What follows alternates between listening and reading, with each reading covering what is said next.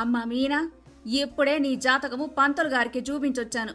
నీకు ఈ ఏడాది ఉద్యోగ యోగం ఉంది, కానీ దానికి చిన్న పరిష్కారం చేసుకోవాలంటమ్మా. నవగ్రహాల పూజ ఒకటి చెప్పాడు. అలాగే నువ్వు ఇంటర్వ్యూకి వెళ్ళినప్పుడు పచ్చరంగు వస్త్రాలు ధరించుకొని వెళ్తే అంతా మంచి జరుగుతుందని చెప్పాడు. ఆ మాటలకి మీనా చాలా కోపంగా, అత్తయ్య, మంత్రాలకి చింతకాయలు రాలవత్తయ్య.